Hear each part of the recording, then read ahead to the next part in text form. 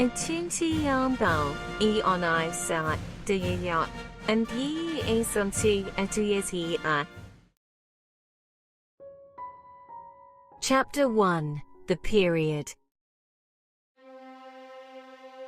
It was the best of times. It was the worst of times. It was the age of wisdom. It was the age of foolishness. It was the epoch of belief. It was the epoch of incredulity. It was the season of light. It was the season of darkness. It was the spring of hope.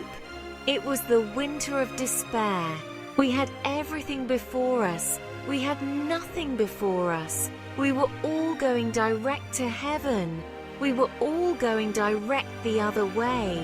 In short, the period was so far like the present period that some of its noisiest authorities insisted on its being received for good or for evil, in the superlative degree of comparison only. There were a king with a large jaw and a queen with a plain face on the throne of England. There were a king with a large jaw and a queen with a fair face on the throne of France. In both countries it was clearer than crystal to the lords of the state preserves of loaves and fishes that things in general were settled forever. It was the year of our Lord 1775. Spiritual revelations were conceded to England at that favoured period, as at this. Mrs. Southcott had recently attained her 25th blessed birthday, of whom a prophetic private in the Life Guards had heralded the sublime appearance by announcing that arrangements were made for the swallowing up of London and Westminster. Even the Cock Lane ghost had been laid only a round dozen of years after rapping out its messages, as the spirits of this very year last past, supernaturally deficient in originality, rapped out theirs. Mere messages in the earthly order of events had lately come to the English crown and people, from a Congress of British subjects in America, which, strange to relate, have proved more important to the human race than any communications yet received through any of the chickens of the Cock Lane brood. France, less favoured on the whole as to matters spiritual than her sister of the Shield and Trident, rolled with exceeding smoothness downhill, making paper money and spending it.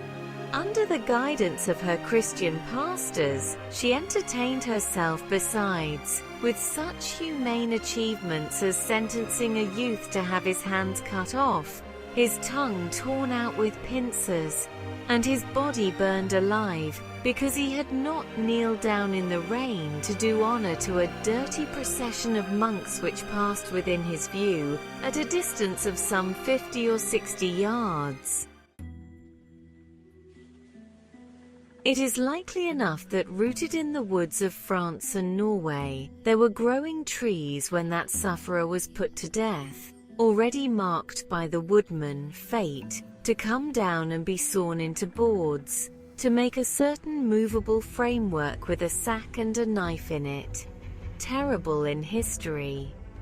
It is likely enough that in the rough outhouses of some tillers of the heavy lands adjacent to Paris, there were sheltered from the weather that very day rude carts, bespattered with rustic mire, snuffed about by pigs, and roosted in by poultry, which the farmer, Death, had already set apart to be his tumbrils of the Revolution. But that woodman and that farmer, though they work unceasingly, work silently, and no one heard them as they went about with muffled tread. The rather, for as much as to entertain any suspicion that they were awake, was to be atheistical and traitorous. In England there was scarcely an amount of order and protection to justify much national boasting, Daring burglaries by armed men and highway robberies took place in the capital itself every night. Families were publicly cautioned not to go out of town without removing their furniture to upholsterers' warehouses for security.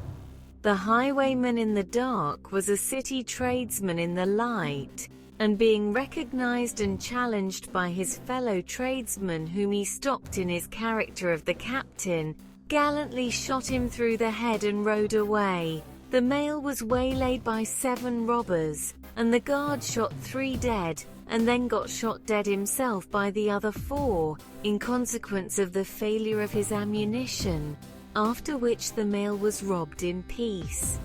That magnificent potentate, the Lord Mayor of London, was made to stand and deliver on Turnham Green by one highwayman, who despoiled the illustrious creature in sight of all his retinue. Prisoners in London jails fought battles with their turnkeys, and the majesty of the law fired blunderbusses in among them, loaded with rounds of shot and ball.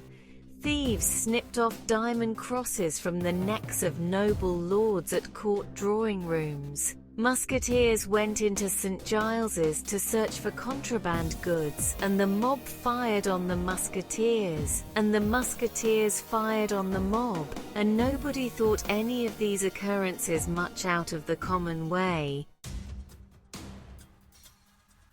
In the midst of them, the hangman, ever busy and ever worse than useless, was in constant requisition, now stringing up long rows of miscellaneous criminals, now hanging a housebreaker on Saturday who had been taken on Tuesday, now burning people in the hand at Newgate by the dozen, and now burning pamphlets at the door of Westminster Hall. Today, taking the life of an atrocious murderer, and tomorrow of a wretched pilferer who had robbed a farmer's boy of 6pence. All these things, and 1,000 like them, came to pass in and close upon the dear old year 1775. Environed by them, while the woodman and the farmer worked unheeded, those 2 of the large jaws, and those other 2 of the plain and the fair faces, trod with stir enough and carried their divine rights with a high hand. Thus did the year 1775 conduct their greatnesses, and myriads of small creatures, the creatures of this chronicle among the rest, along the roads that lay before them,